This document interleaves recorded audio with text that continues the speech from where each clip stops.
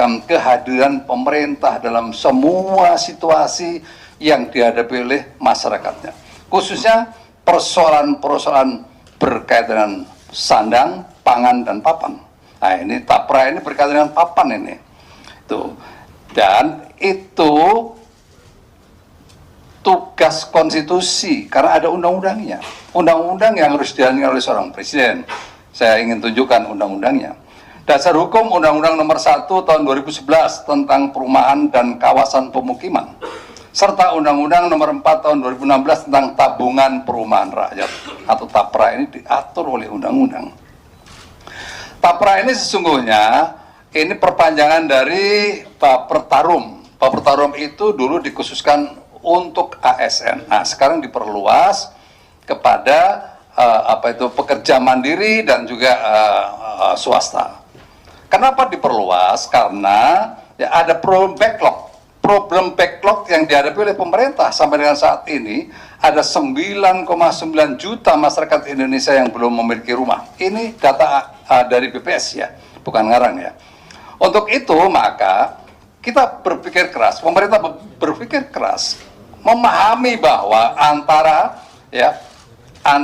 jumlah kenaikan gaji dan tingkat inflasi di sektor perumahan itu nggak seimbang. Untuk itu maka harus ada upaya keras agar masyarakat pada akhirnya nanti bisa, walaupun terjadi inflasi, tetapi masih bisa punya tabungan untuk membangun rumahnya. Itu sebenarnya yang dipikirkan. Berikutnya teman-teman sekalian, caranya dengan skema yang melibatkan pemberi kerja, dalam hal ini juga pemerintah, untuk PNS, jadi yang 0,5% untuk ASN itu oleh pemerintah. Berikutnya yang 0,5% untuk pekerja mandiri dan swasta pekerja swasta atau yang bekerja di orang lain, itu yang pemberi kerja yang akan memberikan pembiayaannya. Kita juga masyarakat juga perlu memahami bahwa tentang perumahan ini bukan hanya Indonesia yang mengatur. Pemerintah di berbagai negara juga menjalankan skema seperti ini. Di Malaysia ada, di Singapura ada, di beberapa negara yang lain juga ada. Bahwa ini menurut saya sih tugas negara ya begitu. Berikutnya, jadi saya ingin tekankan TAPERA ini bukan potong gaji atau bukan iuran. TAPERA ini adalah tabungan. Di dalam undang-undang memang mewajibkan, ya mewajibkan. Ada undang-undang yang mengatakan mewajibkan. Tetapi bentuknya nanti bagi mereka yang sudah punya rumah bagaimana? Apakah harus membangun rumah? Nah, tadi kita diskusi di dalam. Nanti pada ujungnya kalau pada usia pensiun selesai itu bisa ditarik dalam bentuk uang yang fresh dengan pemupukan yang terjadi. Pemupukannya seperti apa nanti silakan bertanya. Ya. Itu. Berikutnya. Teman-teman sekalian, saya berharap masyarakat untuk memberikan kesempatan kepada pemerintah untuk bekerja memikirkan cara yang terbaik untuk memenuhi kebutuhan rumah rakyat. Ke depan pemerintah akan menggencarkan komunikasi dan dialog dengan masyarakat dan dunia usaha. Kita masih ada waktu sampai dengan tahun 2027. Jadi ada kesempatan untuk konsultatif. Nggak usah khawatir ya. Berikutnya juga membangun sistem pengawasan pengelolaan keuangan untuk menjamin dana dikelola dengan baik, akuntabel dan transparan. Kita hadirkan dari OJK. Ya. Di situ ada komite, tapi OJK juga punya fungsi pengawasan. Berikutnya, pengawasan salah satunya melalui komite TAPERA yang akan melakukan pengawasan pengelolaan TAPERA. Ketuanya adalah Menteri PUPR dengan anggota Menteri Keuangan, Menaker, Komisioner OJK dan profesional. Nah, ini saya ingin sampaikan kepada teman-teman, jangan sampai terjadi seperti Asabri. Asabri waktu itu saya menjadi Panglima TNI, saya nyentuh saja nggak bisa, nempatkan orang aja nggak bisa. Akhirnya saya jengkel itu, saya undang waktu itu Pak Adang, Bang datang ke sini, tolong saya minta dipresentasikan. Ini uang rakyat, uang prajurit saya, masa saya nggak tahu gimana sih ini? Bayangkan itu. Panglima TNI punya anggota 500.000 prajurit, nggak boleh nyentuh Asabri. Akhirnya kejadian seperti kemarin kita nggak ngerti. Gitu.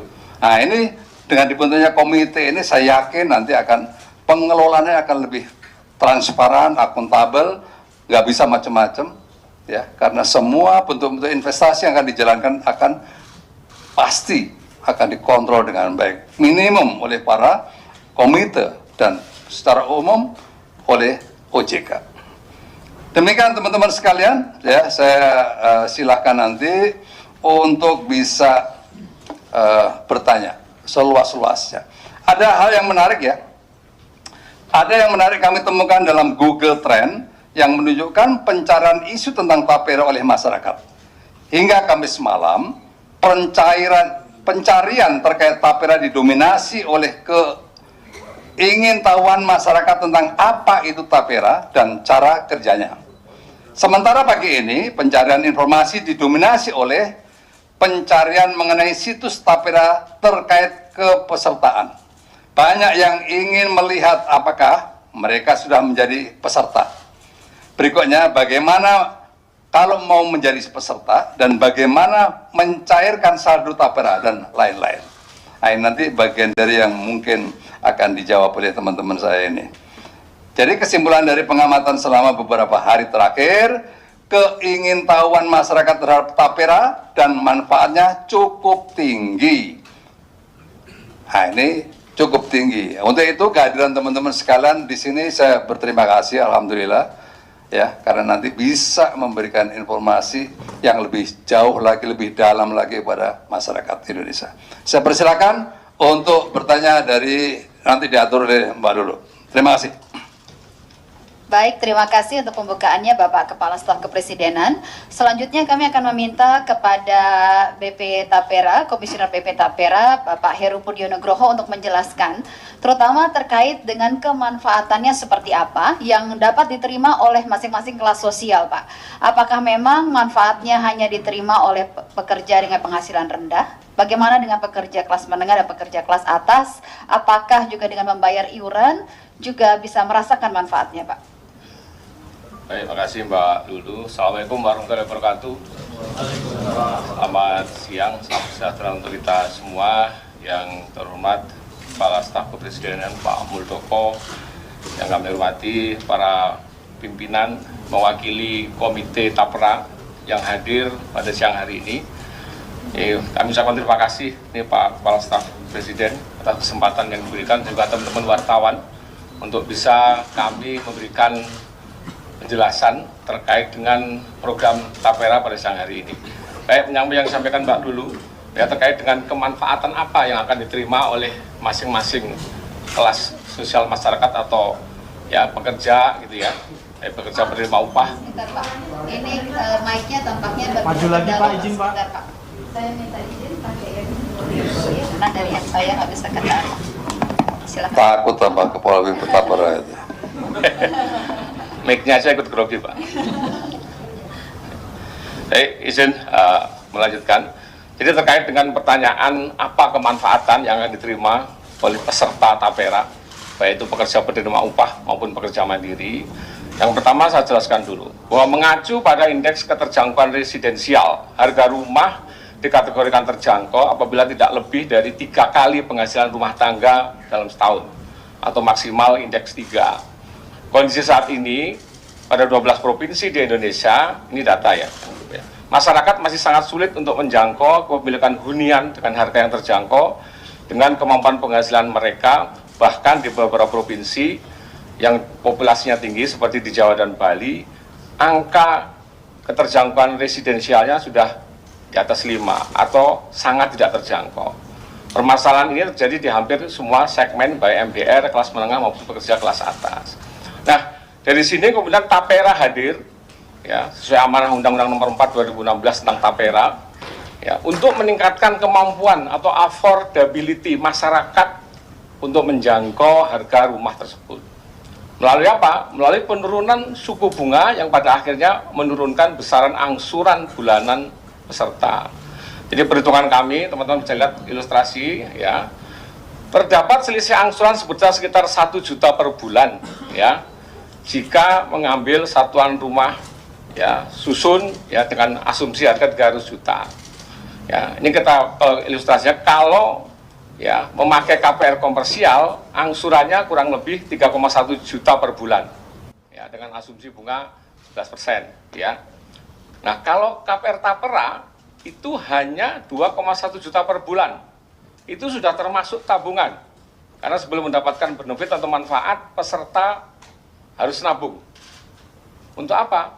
Ya, untuk menunjukkan apa kemampuan kapasitinya dalam mengangsur ya. Jadi secara tidak langsung dengan menjadi anggota Tapera dia nabung setahun, ngajukan KPR, itu meningkatkan bankability dari peserta. Cukup dengan melihat dari track recordnya dia nabung selama setahun.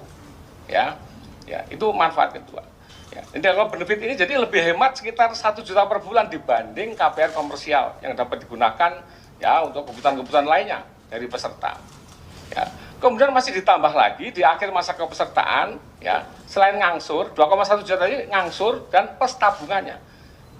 Peserta akan memperoleh benefit pengembalian tabungan beserta hasil pemupukannya.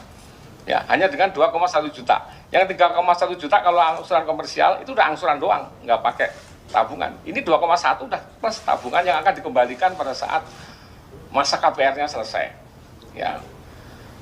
Untuk itu, yang untuk peserta ASN juga kami harapkan di forum ini, ya, dan juga pemberi kerja untuk melakukan updating data peserta melalui portal kepesertaan di website Tapera atau www.tapera.go.id. Itu barangkali, Mbak Lul, terkait kemanfaatan. Bicara mengenai siapa saja peserta Tapera ini masih juga menjadi perbincangan di ruang publik, Pak. Siapa saja pesertanya, wajib atau tidak sebenarnya, mekanisme pembagian beban iurannya seperti apa, pengolahan dana dan juga penyalurannya, serta tadi kami sudah melihat simulasi. Silakan Pak dijelaskan. Baik, makasih. Ya, terkait siapa saja yang wajib menjadi peserta, wajib atau enggak kan gitu pertanyaannya. Ya, kalau melihat substansi Undang-Undang Nomor 4 2016 tentang Tapera, ya harus dipahami, tidak semua pekerja diwajibkan menjadi peserta Tapera. Hanya yang pendapatannya lebih dari upah minimum. Di bawah upah minimum tidak wajib menjadi peserta Tapera. Ya. Oleh karena itu, dalam memperhitungkan target kepesertaan, kami juga sudah melakukan benchmarking ya, kepesertaan ke beberapa lembaga existing seperti PT Taspen untuk klaster ASN, kemudian BPJS TK untuk segmen swasta dan pekerja mandiri. Ya. Itu dulu barangkali ya terkait kepesertaan ya. Baik, untuk menjawab pertanyaan juga isu yang beredar Pak, bagaimana pekerja yang tidak membutuhkan pendanaan dari Tapera namun diwajibkan untuk bayar iuran? Bagi yang sudah punya rumah, kenapa juga kemudian diwajibkan dan apa manfaatnya? Nah ini juga konsepsi dari Undang-Undang Nomor 4 tahun 2016. Tadi Bapak Kepala Staf Kepresidenan sudah menyampaikan kesenjangan kepemilikan rumah di Indonesia masih sangat tinggi. Ya, saat ini di angka 9,95 juta orang atau keluarga tidak memiliki rumah. Sementara kemampuan pemerintah dengan berbagai skema subsidi dan fasilitas pembiayaan ya, menyediakan kurang lebih 250.000 rumah. Ya. Pertumbuhan demand setiap tahun ini data statistik juga, 700.000 sampai 800.000 keluarga baru yang belum punya rumah. Jadi kalau hanya mengandalkan pemerintah saja, nggak akan ngejar sampai kapan backlognya mau selesai. Ya. Makanya perlu ada grand design dengan melibat sertakan masyarakat untuk bersama-sama pemerintah bareng-bareng ini. Dan konsepnya bukan iuran, nabung. Konsepnya adalah nabung. Yang sudah punya rumah, ya dari hasil pemupukan tabungannya sebagian digunakan untuk mensubsidi biaya KPR bagi yang belum punya rumah. Supaya apa? Supaya bunganya tetap terjaga di level yang paling lebih rendah dari bunga komersial. Saat ini 5%. Ya, nanti perlu ada kajian lebih lanjut. Ya. Jadi kenapa harus ikut nabung? Ya tadi prinsip gotong royong di undang-undangnya itu. Pemerintah, masyarakat, yang punya rumah, bantu yang belum punya rumah. Semua membaur. Nah kalau itu bisa dikonstruksikan dalam Undang-Undang Tapera ini kan sangat mulia sebenarnya. Operasionalnya di PP 25 dan PP 21 yang sebenarnya substansinya bukan menyangkut perubahan PP 25, tapi menjadi heboh seperti saat ini. Itu kan indah sekali.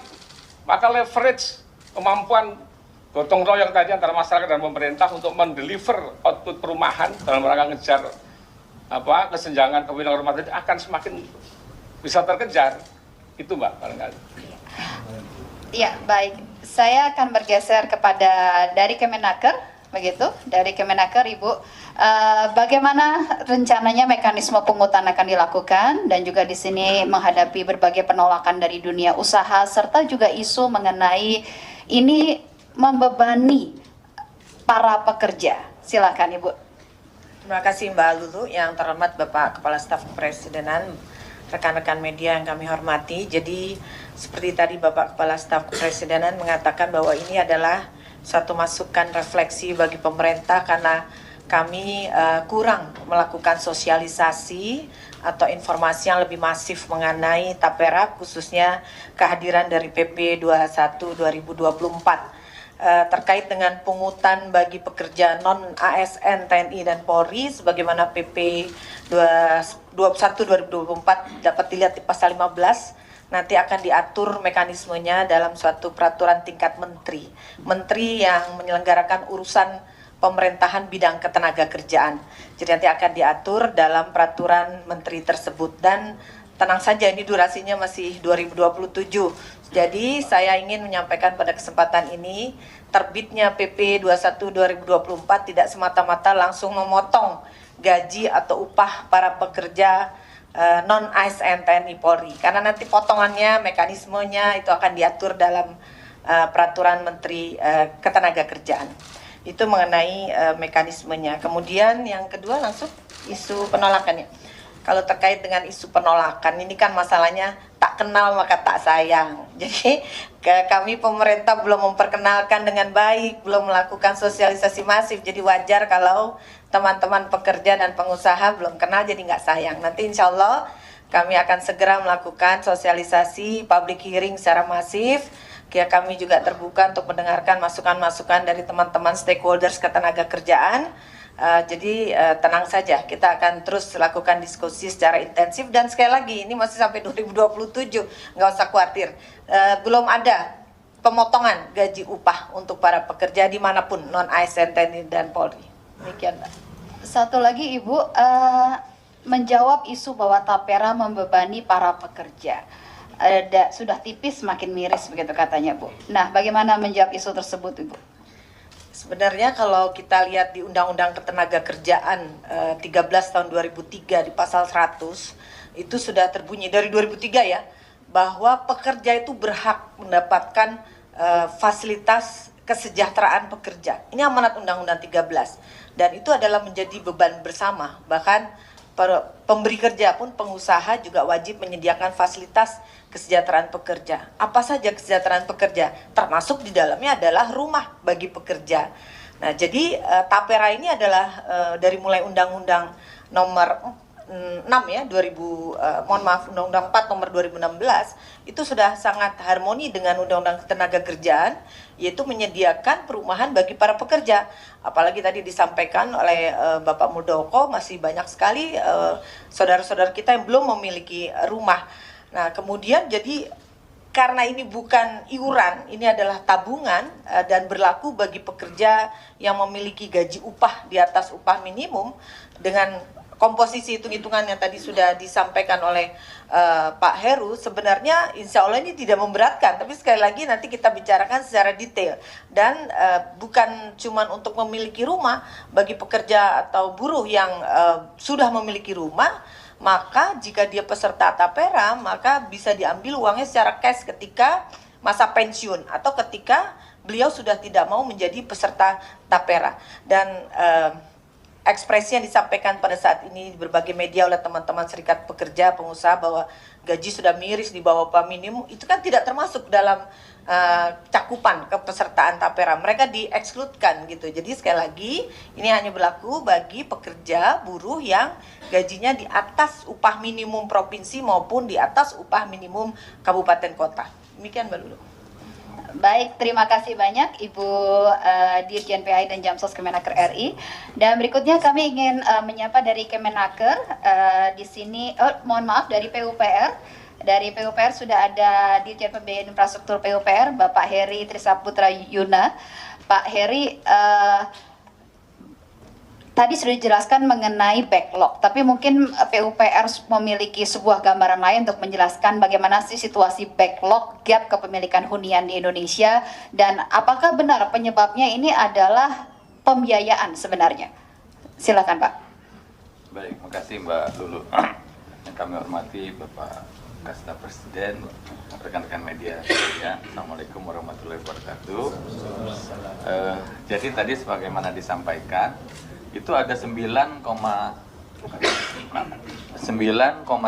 juta backlog kepemilikan, jadi yang belum punya rumah, ya. Namun di luar itu berdasarkan Susenas 2023 itu ada lagi 26 juta yang rumahnya tidak layak huni. Jadi kalau kita hitung totalnya ada sekitar 36 juta yang harus kita selesaikan, ya. Nah, sehingga besarnya unit yang harus diselesaikan tadi tentu kalau yang belum punya rumah ya solusinya dia bisa KPR tadi sebagaimana disampaikan oleh Pak Heru, ya, atau kredit membangun rumah, bangun sendiri. Tetapi kalau yang rumahnya tidak layak huni, mereka butuh yang namanya kredit renovasi rumah. Jadi dua hal ini harus kita selesaikan. Nah, tentu kalau kita melihat program kita hari ini di PUPR, ya, ada yang namanya FLPP, Fasilitas Likuiditas Pembiayaan Perumahan, yang sumbernya dari APBN. Itu rata-rata tahun lalu itu ada sekitar 229.000 yang disediakan, tahun ini agak turun 167.000, ya. Itu salah satu program. Lalu program yang lainnya yang Tapera. Nah, Tapera sendiri hari ini masih jumlahnya kecil karena tadi memang sampai saat ini belum dilakukan pungutan, ya. Nanti kalau sudah besar harusnya nanti ini bisa menopang, ya, bersama-sama dengan dana APBN tadi bisa menyelesaikan backlog yang besar tadi. Itu kondisi real yang dihadapi. Di luar ini juga ada fasilitas yang namanya subsidi uang muka yang sebanyak 4 juta rupiah kepada para penerima manfaat, nanti yang diantaranya beberapa yang akan tampil. Itu mungkin Bu, coba dulu apa lagi tadi? Baik, terkait dengan peran PUPR dalam proses penyediaan rumah yang terjangkau dan layak huni, bagaimana perannya Pak, terutama nanti dikaitkan dengan ketika Tapera sudah berjalan Pak? Ya, tentu kembali lagi tadi bagaimana backlog angka besar tadi bisa secara terukur kita selesaikan. Kita butuh skema pembiayaannya, ya. Nah, berdasarkan undang-undang tadi, Undang-Undang 4 dan juga Undang-Undang Nomor 1, ya. BP Tapera adalah nanti ultimate institusi yang nanti didesain untuk menyelesaikan permasalahan perumahan ini, di mana cara kerjanya, ya, melalui skema tadi tabungan dari anggotanya, lalu nanti oleh BP Tapera akan dipupuk sehingga nilainya besar. Dari hasil pemupukan akan dimanfaatkan untuk menyediakan KPR tadi dengan bunga yang terjangkau, yang tadi ilustrasinya sudah disampaikan oleh Pak Komisioner, ya, seperti itu. Nah, tentu tantangan besarnya adalah di skala nih. Kalau tadi kami sampaikan hari ini baru sekitar 250 ribuan unit, padahal kalau melihat jumlah yang harus diselesaikan sangat besar, sehingga perlu inovasi di sini, ya. Nah, satu lagi mungkin program di Kementerian PUPR, kami juga ada yang namanya BSPS, bantuan stimulan pembiayaan untuk rumah swadaya. Nah, ini diperuntukkan tadi bagi yang berada di desil 1-2 yang memang pendapatannya tidak memungkinkan untuk membeli rumah seperti itu. Demikian mungkin, Bu. Terima kasih. Satu lagi Pak, adakah bisa diberikan contoh negara-negara yang sudah menerapkan program mirip dengan skema Tapera ini, Pak? Ya, ada banyak negara yang sudah menerapkan. Yang paling dekat mungkin Singapura dengan Central Provident Fund, ya, sifatnya juga wajib, ya. Kemudian ada di Malaysia itu Employee Provident Fund juga wajib. Sumbernya sama, dari tenaga kerja, juga dari pemberi kerja ya. Kemudian ada juga di Cina Housing Provident Fund, dan di Korea Selatan ada National Housing Fund, dan ada banyak lagi negara yang lain. Baik, terima kasih banyak penjelasannya dari PUPR. Terima kasih Bapak Dirjen Pembiayaan Infrastruktur PUPR. Berikutnya saya akan beralih ke Kementerian Keuangan. Sudah hadir di sini Direktur Sistem Manajemen Investasi, Direktorat Jenderal Perbendaharaan Kemenkeu, Bapak Saiful Islam. Pak Saiful, bisa dijelaskan mengenai mekanisme anggaran untuk program Tapera ini, Pak? Karena Presiden sempat menyampaikan bahwa pemerintah telah melakukan penghitungan yang cukup matang untuk revisi PP 21 tahun 2024. Seperti apa sebenarnya bentuk penghitungan yang dimaksud, Pak? Baik, terima kasih Mbak Lulu. Yang terhormat Kepala Staf Kepresidenan, rekan-rekan sekalian, para jurnalis. Sebelum menjawab pertanyaan dari Mbak Lulu, kita sama-sama mengingat kembali bahwa Tapera ini konsepnya adalah merupakan tabungan peserta yang dikelola untuk menyediakan pendanaan jangka panjang dan sustainable.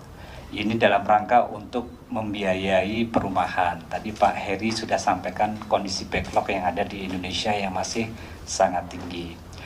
Dan pembiayaan untuk sektor perumahan ini ditujukan untuk memenuhi kebutuhan rumah yang layak dan terjangkau bagi rakyat. Sekaligus ini adalah juga untuk mengemban misi sebagaimana yang diamanatkan di dalam Undang-Undang Dasar 1945.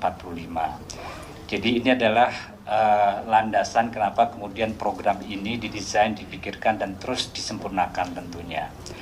Nah, terkait dengan pertanyaan yang disampaikan oleh Mbak Lulu tadi, terkait dengan sumber dana yang dikelola oleh BP Tapera.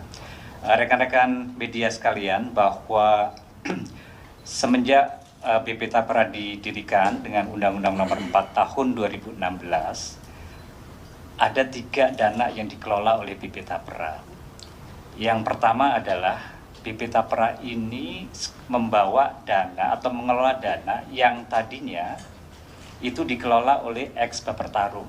Jadi ini adalah suatu lembaga sui generis yang juga mengelola dana potongan untuk kebutuhan rumah bagi ASN sipil ya.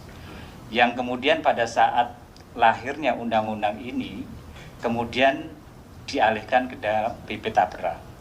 Pada saat pengalihan di sekitar tahun 2018 setelah undang-undang ini diterbitkan, dana semula itu sekitar 11,88 triliun rupiah. Yang kedua adalah pada saat BP Tapera dibentuk, ada juga alokasi dana modal awal, ini semacam modal kerja bagi BP Tapera untuk bekerja, dan 2,5 triliun itu sumbernya adalah dari APBN 2018, di mana mandatnya adalah hasil pengelolaannya itu digunakan untuk pemenuhan biaya operasional dan investasi dari BP Tapera. Jadi pada saat start beroperasi, BP Tapera itu sudah dikasih modal awal, sehingga dia bisa tenang untuk memikirkan bagaimana mereka bisa bekerja, beroperasi, menjalankan program-program yang dimandatkan sesuai dengan undang-undang. Nah, yang ketiga, dana yang dikelola oleh BP Tapera, ini yang berulang-ulang juga disampaikan oleh Pak Heru tadi, adalah apa yang disebut dengan dana fasilitas likuiditas pembiayaan perumahan.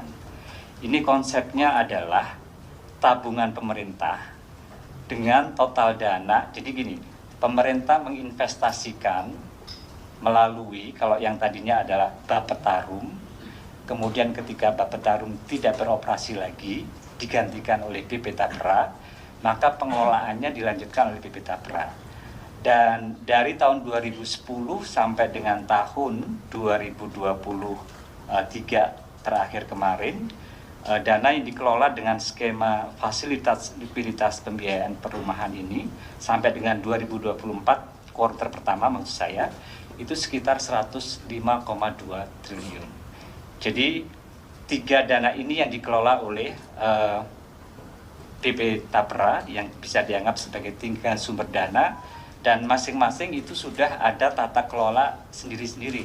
Cara untuk mengelola dana modal awal seperti apa, kemudian mengelola dana tapera peserta ASN X Baper Tarung tadi itu, yang saat ini belum dilanjutkan lagi ya, karena PMK-nya belum dikeluarkan oleh Menteri Keuangan. Dan yang ketiga adalah pada saat mengelola FLPP. Ini khusus untuk tadi membiayai perumahan bagi masyarakat berpenghasilan rendah, yang targetnya itu juga disesuaikan dengan target RPJMN. Ini adalah RPJMN terakhir tahun 2024, dan alhamdulillah informasi dari Pak Dirjen, Pak Iritaza tadi, target itu sudah terpenuhi dalam rangka pemenuhan RPJMN yang berakhir tahun 2024 tersebut. Demikian Mbak Lulu. Ya. Baik, terima kasih Pak. Nah, di ruang publik ini juga beredar banyak isu bahwa pemerintah ini sedang panik dengan berbagai cara berupaya untuk mengumpulkan dana publik, Pak. Setelah kemudian ya ada isu di masyarakat ya, rencana kenaikan PPN dan banyak isu lain yang kebetulan pada saat yang bersamaan. Bagaimana menjawab isu tersebut, Pak? Ya, kawan-kawan sekalian, bahwa seperti kita ketahui sebagai suatu negara, sumber utama dari penerimaan negara itu adalah berasal dari pajak untuk membiayai belanja-belanja yang dilakukan untuk aktivitas pemerintahan, baik itu untuk pemerintahan pusat maupun transfer ke pemerintahan yang ada di daerah dalam rangka untuk pemberian layanan publik. Nah, kawan-kawan sekalian, walaupun ada target untuk selalu meningkatkan penerimaan pajak, tapi kita ingin pastikan bahwa kaitannya dengan Tapera ini, program Tapera ini bukan merupakan program baru. Jadi kalau flashback ke belakang tadi, ini adalah merupakan program yang sudah ditetapkan dalam Undang-Undang 4 tahun 2016 tahun 2016 tentang perumahan rakyat tadi. Jadi undang-undang sudah ada tahun 2016, kemudian ketika dikaitkan dengan upaya untuk mengenjot penerimaan, itu dari sisi time frame itu nggak ketemu juga sebetulnya. Nah, selanjutnya yang kedua, ini yang penting menurut saya, bahwa dana simpanan peserta Tapera itu tidak digunakan untuk kegiatan pemerintah dan tidak masuk ke dalam postur APBN, tidak masuk ke dalam APBN.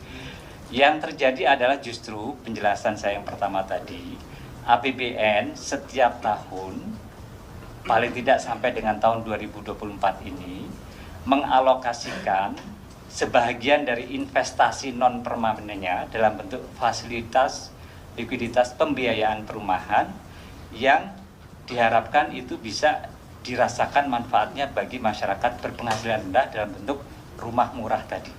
Jadi ini yang perlu untuk saya garis bawahi, bahwa simpanan peserta Tapera itu tidak masuk ke dalam skema APBN. Jadi dana Tapera ini dicatat berdasarkan individual account ya, pada bank kustodian namanya, per masing-masing peserta, by name, by nick, by address gitu ya, sehingga kemudian bisa diketahui historical dari dana dari masing-masing peserta tersebut, dan kemudian dikelola dan dipupuk pada instrumen investasi oleh manajer investasi yang profesional, dan yang tidak kalah pentingnya selalu diawasi oleh otoritas jasa keuangan secara reguler. Jadi mekanisme ini sudah berjalan selama ini di BP Tapera. Demikian Mbak Lulu. Satu lagi Pak, menjawab isu dan juga pertanyaan, apakah ada rencana ke depan porsi dari APBN untuk sektor perumahan akan ditambah Pak?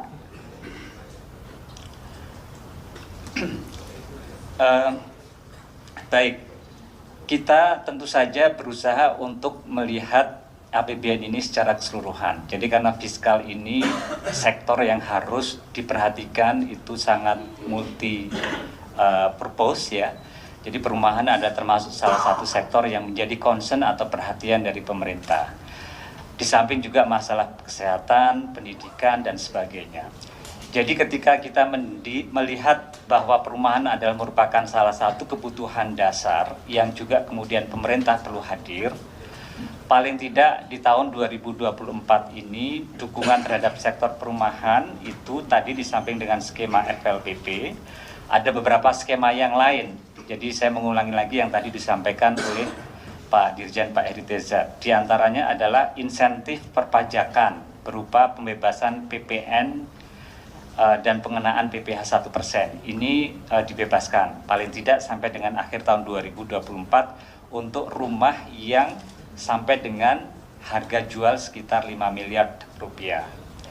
Kemudian bagi masyarakat yang berpenghasilan rendah tadi, ketika mereka akan membeli rumah dengan skema FLPP tadi itu, mereka juga masih bisa mendapatkan subsidi bantuan uang muka sebesar 4 juta per penerima. Jadi teman-teman di PUPera akan melihat eligibility dari mereka. Kalau mereka eligible, mereka bisa untuk mendapatkan tadi uang mukanya disubsidi sebesar sekitar 4 juta rupiah.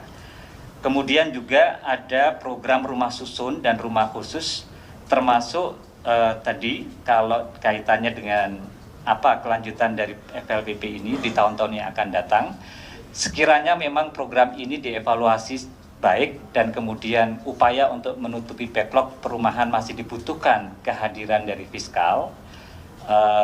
Dalam kacamata kami, proyeksi sampai beberapa tahun yang akan datang kelihatannya masih akan hadir. Cuma seberapa besar nanti kemampuan fiskal untuk membackup program dengan skema FLPP ini yang tentu terus akan dievaluasi dari tahun ke tahun. Demikian Mbak Lulu. Baik, terima kasih banyak Pak Saiful Islam. Dan berikutnya kita akan ke OJK, Bapak Deputi Komisioner Pengawas Lembaga Pembiayaan, Perusahaan Modal Ventura, Lembaga Keuangan Mikro dan Lembaga Jasa Keuangan lainnya OJK, Pak Jasmi. Bisa dijelaskan bagaimana mekanisme pengawasan OJK terhadap BP Tapera, karena tentunya ini menjadi satu kekhawatiran besar masyarakat jika kemudian terjadi salah pengolahan investasi, terjadi korupsi, dana masyarakat yang dikumpulkan akan hilang. Kami persilakan Pak. Baik, terima kasih Mbak Lulu. Yang kami hormati Kepala Staf Presiden Bapak Muldoko, Bapak Ibu yang hadir, serta rekan-rekan media yang ada siang hari ini. Pertama tentu cakupan pengawasan yang dilakukan oleh OJK dasarnya itu tentu pertama harus mengacu kepada ketentuan perundang-undangan. Dalam hal ini salah satunya adalah ada undang-undang tentang Tapera, tadi sudah disebutkan oleh Bapak dan Ibu sebelumnya. Dan lalu kemudian juga secara khusus bahkan juga sudah ada peraturan otoritas jasa keuangan yang diterbitkan pada tahun 2022 mengenai cakupan dan bagaimana mekanisme terkait dengan pengawasan terhadap BP Tapera. Tapi juga kita harus ingat bersama bahwa Tapera itu adalah sui generis, di mana badan yang dibentuk berdasarkan undang-undang. Ada masukan, mic-nya kurang terdengar. Oh, oke, baik.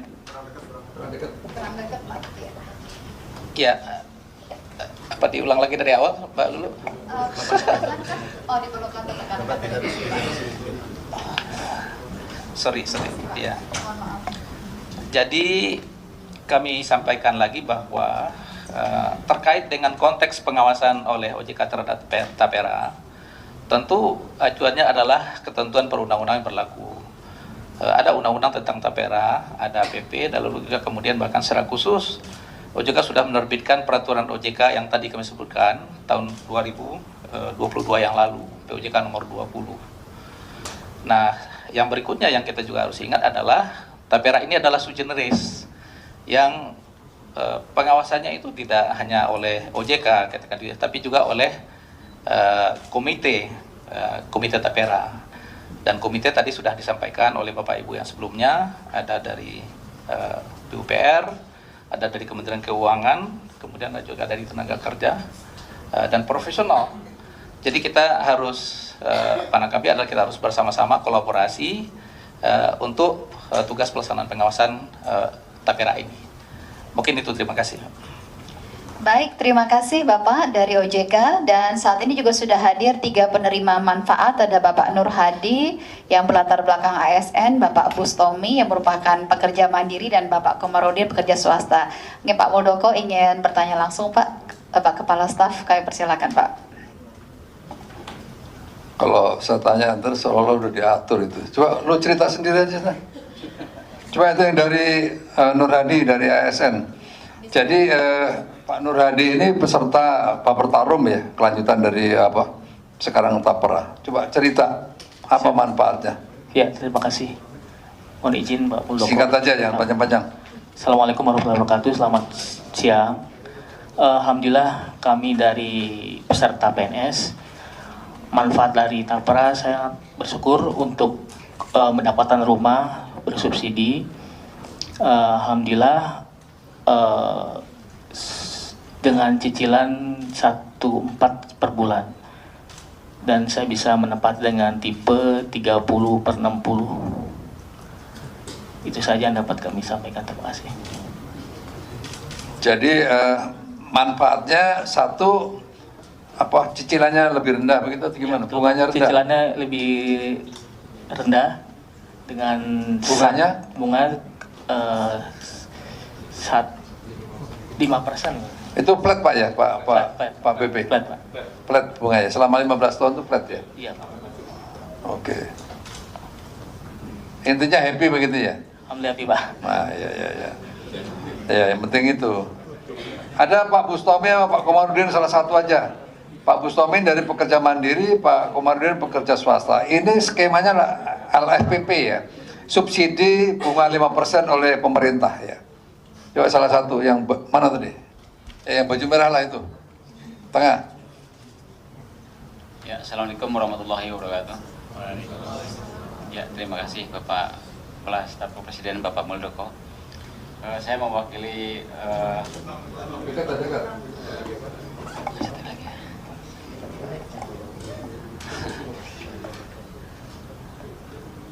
saya di sini diminta untuk memberikan keterangan terkait masalah perumahan subsidi ya Pak. Jadi manfaat yang kami dapatkan, khususnya pribadi saya sendiri, dengan dari proses pengambilan sampai proses ACC, alhamdulillah itu sangat cepat.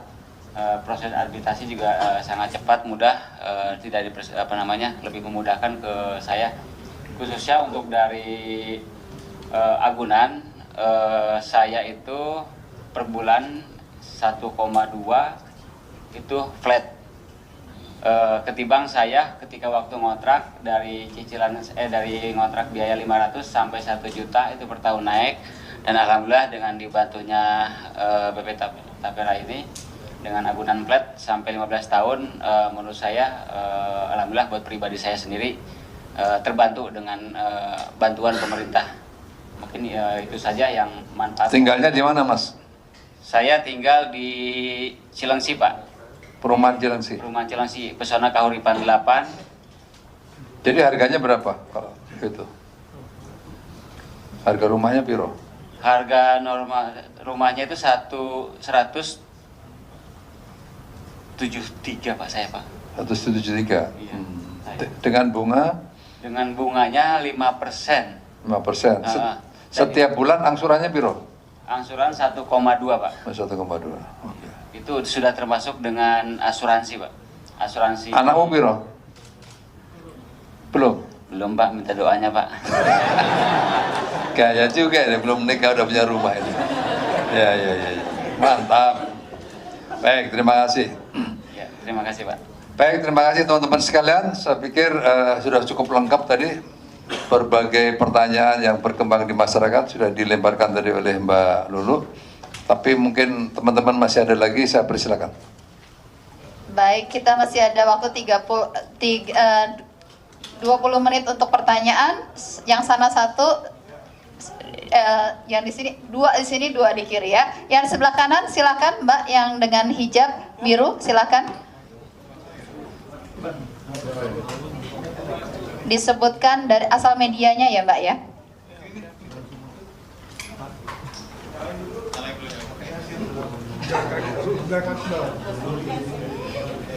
Selamat siang, saya Alma dari Detikkom. Mau tanya ada beberapa sih Pak. Mau memastikan lagi terkait pemotongan ini apakah akan dilakukan setelah 2027 setelah semua perusahaan mendaftarkan pekerjanya atau seperti apa? Lalu bagaimana jika ada pekerja yang menolak untuk ikut iuran tapera? Apakah sudah ada skemanya atau belum?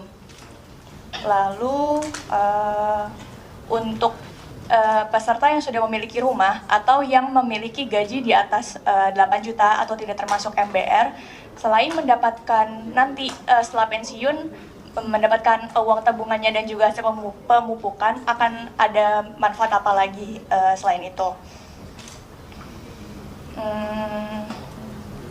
Boleh gantian yang lain ya Mbak ya pertanyaannya. terima Terima kasih. Sebelah kanan tadi siapa lagi mau tanya? Ya silakan Mas.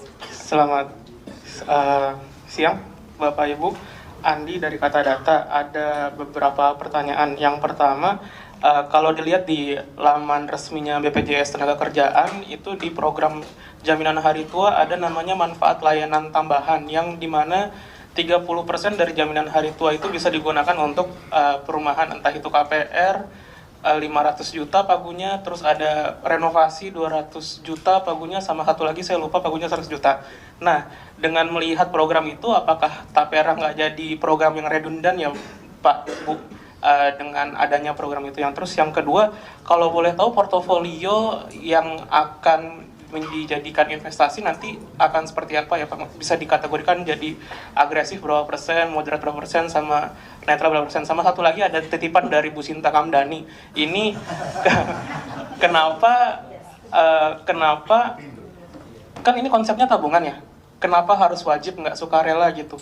Apa yang menyebabkan ini jadi harus diterapkan? Dan kalau melihat UMP Jakarta kan 5.060.000 ya Pak Bu, kalau upahnya 5.060.000 Rp1 itu apakah juga harus wajib gitu? Makasih. Ada yang bedanya Rp1 ya. Makasih loh Mas Andi. Saya kumpulkan lagi dari yang sebelah kiri tadi. Ya, Mas yang di belakang yang baju kotak-kotak silakan Mas. Dan berikutnya Mas yang di depannya ya. Silakan. Dari mana?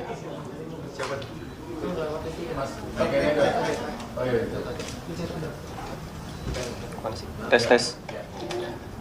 Saya Akbar dari Bisnis Indonesia, mau izin bertanya terkait dengan Tapera ini sendiri, soal pekerja mandirinya juga. Kira-kira untuk pekerja seperti ojol dan kurir itu apakah juga akan masuk dalam klasifikasinya? Terus yang kedua dengan adanya Seperti apa? Kurir? Ojol. Oh, oke. Terus yang kedua dengan adanya program ini, apakah backlog bisa dipastikan bisa teratasi, mengingat kan di 2022 backlog untuk perumahan sendiri baru 2% ya. Dan dari respon keberatan dari pekerja dan pengusaha sejauh ini, apakah selama ini untuk pemerintah sendiri belum meminta masukan hingga dari pekerja dan pengusaha sehingga menuai penolakan yang cukup pro dan kontra sejauh ini? Terima kasih. Baik, terima kasih dari Bisnis Indonesia. Berikutnya silakan Mas, langsung saja. Ya, selamat siang Bapak Ibu, terima kasih. Saya Denny, Jakarta Post. Pertanyaan pertama, ini bisa buat rumah subsidi doang atau komersil juga Tapera? Terus apartemen juga gimana ya Pak kalau itu, karena kan di PP cuma rumah dan pemukiman. Habis itu ini UU udah dari 2016, PP 2020, tapi kenapa aturan pelaksana tingkat kementerian masih belum terbit gitu loh, dan kayak kenapa tiba-tiba tahun ini pengen dikejar? Kalau dari freelancer juga gimana mau mengutnya caranya, sama ini ada titipan upaya sosialisasinya akan seperti apa, sama dari APBN resikonya seperti apa? Terima kasih. Baik, terima kasih Mas. Saya akan langsung persilakan saja untuk dikumpulkan dalam satu pertanyaan, satu jawaban. Mungkin dari BP Tapera terlebih dahulu Pak, silakan.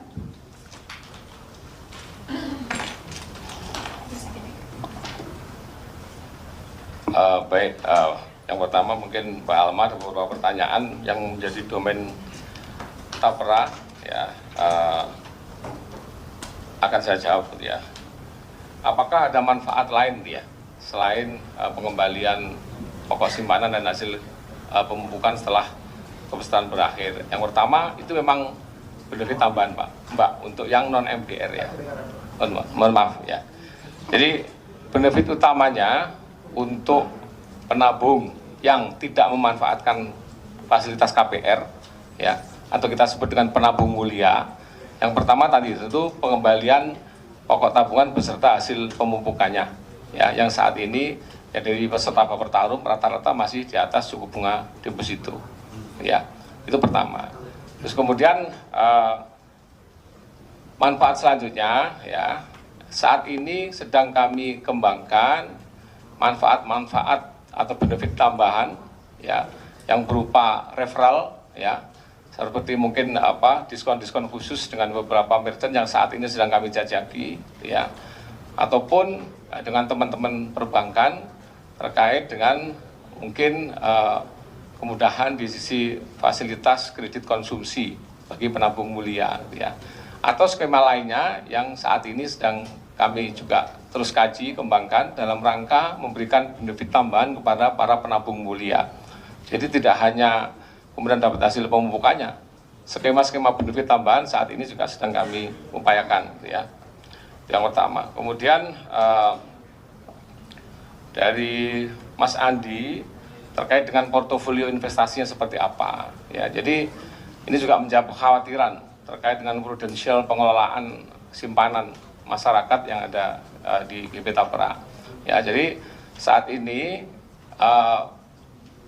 portofolio investasi dari hasil simpanan, ya, peserta yang saat ini masih tadi yang disampaikan Pak Saiful Islam, ya, dari peserta ex Baper Tarum, ya, ini kita optimalkan melalui kontrak APDT, ya, kontrak pengelolaan dana Tapera, ya, atau mohon maaf, kontrak investasi kolektif yang itu dijalankan oleh para manajer investasi, ya, dan portofolionya ini kurang lebih 80% ya, itu di obligasi, ya, di obligasi, ya, dan obligasi, baik obligasi paling banyak di obligasi negara, ya, dan juga sebagian di obligasi korporat. Dan guideline risk appetite kami, instrumen obligasi yang dibeli mungkin ya oleh para manajer investasi yang sudah kita akses dan kita pilih minimal grade A, minimal grade A, ya, dan kebanyakan portofolio adalah di triple A. Jadi memang sangat secure, sangat aman. Itu risk appetite yang selama ini kita jadikan sebagai guidance dan selalu kita evaluasi, ya, kinerja para manajer investasi setiap 3 bulan, ya. Kemudian dari Mas Akbar dari Business Indonesia, ya, kemudian untuk akuisisi pekerja mandiri, ojol dan kurir, apakah ini masuk, ya, sebagai peserta? Nah, salah satu substansi perubahan sebenarnya di PP 21/2024 yang merupakan perubahan dari PP 25/2020 tentang penyelenggaraan Tapera adalah pengaturan terkait dengan peserta mandiri. Karena ini belum ada yang ngatur di PP sebelumnya, PP 25/2020. Nah, di situ menjadi kewenangan BP Tapera untuk mengatur terkait dengan kepesertaan mandiri. Nah, mandiri adalah para pekerja bukan penerima upah, termasuk pekerja yang ada di sektor non formal, ojol maupun kurir tadi, ya. Ya, ini akan kita uji sebagai peserta. Tentunya kriterianya adalah tadi dia berpenghasilan di atas penghasilan atau upah minimum, ya, penghasilannya. Yang di bawah itu ya nggak wajib. Tapi kalau dia mau sukarela mau daftar, ya kita terima, ya, kita terima. Kemudian terakhir dari Mas Denny, ya. Ini terkait dengan pemanfaatan, ya. Saat ini memang pemanfaatannya adalah difokuskan kepemilikan rumah pertama bagi masyarakat berpenghasilan rendah. Ya, meskipun untuk FLPP-nya, ya, FLPP ya Pak, ya. Ini sudah ada rusun juga, ya. Sudah ada rusun, ya, bukan apartemen, ya, rusun, ya, rumah susun. Dan nanti skema-skema pemanfaatan, karena saat ini yang kita kembangkan baru 3, KPR kepemilikan rumah, KPR bangun rumah, udah punya tanahnya, tidak punya uang untuk bangun, kita kasih fasilitas pembiayaan, ataupun KRR, kredit renovasi rumah. Hanya 3 skema tadi adalah untuk rumah pertama. Mungkin itu dulu, makasih. Baik, terima kasih Pak. Dari Kemenaker, Ibu Dirjen ingin menjawab pertanyaan yang diarahkan Kemenaker, silakan Bu. Ya, sebagaimana tadi saya sampaikan bahwa pemotongan gaji upah nanti akan diatur mekanismenya secara detail dan teknis dalam peraturan Menteri Ketenagakerjaan. Terbitnya kapan? Selama-lamanya tahun 2027 kalau amanat PP. Jadi bukan sekarang. Kemudian yang kedua, sudah ada MLT BPJS Ketenagakerjaan, kenapa ada tapera sih gitu kan? Tapera tuh sudah ada di Undang-Undang 4 2016, beda nih sifatnya, mekanismenya juga beda. Tadi mekanisme dan simulasi hitung-hitungannya sudah disampaikan Pak Heru, tapi in prinsip saya mau sampaikan kalau MLT itu M-nya manfaat, L-nya layanan, T-nya tambahan dari JHT. Jadi kalau pekerja ngiur ikut JHT, uangnya kan dikelola BPJS Ketenagakerjaan kan, dikembangkan. Nah, negara memerintahkan kepada BPJS Ketenagakerjaan untuk memberikan bonus ya, dalam tanda kutip katakanlah ini sebagai bonus, makanya disebut manfaat layanan tambahan bagi pekerja yang ikut JHT. Karena pekerja sudah menitipkan uangnya ke BPJS Ketenagakerjaan, dikelola, nanti ketika di hari tua dia bisa ngeklaim kan. Nah, sementara sebelum si pekerja tua uangnya kan dikelola BPJS Ketenagakerjaan, dikembangkan, diinvestasikan. Nah, maka diperintahkan kepada BPJS Ketenagakerjaan untuk memberikan manfaat layanan tambahan berupa perumahan. Bisa untuk beli rumah baru bagi yang belum punya rumah, bisa untuk renovasi rumah. Sifatnya tidak ada tidak ada syarat upah minimum gitu, selama dia adalah selama pekerja itu adalah peserta BPJS Ketenagakerjaan dan ikut program JHT. Sifatnya sukarela, tidak diwajibkan. Nah, kalau tapera ini memang wajib karena itu amanat undang-undangnya. Jadi saya tadi menjawab juga just tip dari Bu Sinta Kamdani Apindo ya. Kenapa sih kalau tabungan wajib? Ini kan PP ini terbit melaksanakan amanat undang-undang. Ya, amanat undang-undangnya memang begitu. Undang-undang 4 tahun 2016. Kalau nanti yang menitip-nitipkan mungkin tidak happy dengan undang-undang ini, ada mekanismenya.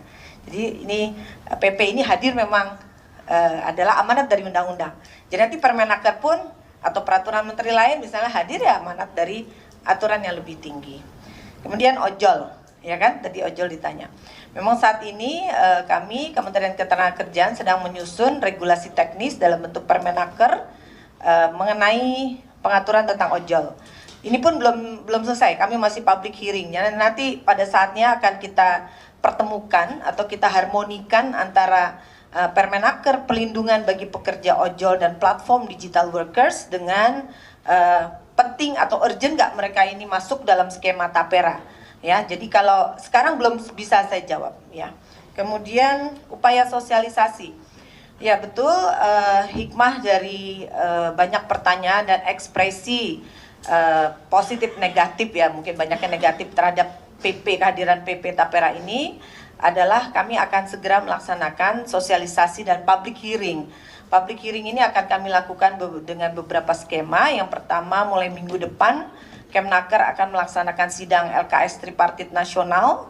Kita tahu LKS Tripartit Nasional komposisinya adalah perwakilan masing-masing 8 orang dari perwakilan Konfederasi Serikat Pekerja yang besar-besar, dan juga 8 orang dari perwakilan Apindo Kadin dan 8 orang dari perwakilan kementerian lembaga terkait. LKS juga ada di pemerintahan daerah, di provinsi dan kabupaten kota. Jadi keserentak akan kita lakukan sosialisasi melalui LKS Tripnas, kemudian melalui Dewan Pengupahan Nasional dan Dewan Pengupahan Daerah yang ada di seluruh provinsi kabupaten kota, dan juga secara masif akan kita lakukan dalam program-program kita di seluruh Indonesia. Rasanya itu Mbak yang bisa saya jawab sesuai dengan tupoksi Kemnaker. Ya, terima kasih. Baik, terima kasih Ibu Dirjen. Ya, kita sudah mendapatkan jawabannya begitu ya dari pertanyaan-pertanyaan. Nanti wartawan juga bisa mungkin melakukan doorstop di depan. Kami persilahkan kepada Bapak Kepala Staf untuk menutup konferensi pers kita kali ini. Baik, saya ucapkan terima kasih kepada teman-teman media dan terima kasih kepada semua yang hadir stakeholder di sini. Kesimpulan saya bahwa Tapera ini tidak akan ditunda, memang belum dijalankan. Ya. Sejak ada perubahan dari Baper Tarum ke Tapera, ada kekosongan tahun 2020 sampai dengan 2024, tidak ada sama sekali iuran, karena memang Tapera belum berjalan. Gitu. Nah, nanti Tapera akan berjalan untuk ASN. yang 0,5% dari APBN itu setelah ada Kepmen Kementerian Keuangan. Selanjutnya untuk para pekerja yang swasta maupun mandiri itu setelah ada Kepmen dari Menaker. Ya, apa itu? Peraturan ya, peraturan dari Menteri Tenaga Kerja. Yaitu itu nanti baru bisa berjalan dengan baik. Itu teman-teman sekalian, terima kasih. Assalamualaikum warahmatullahi wabarakatuh. Ya.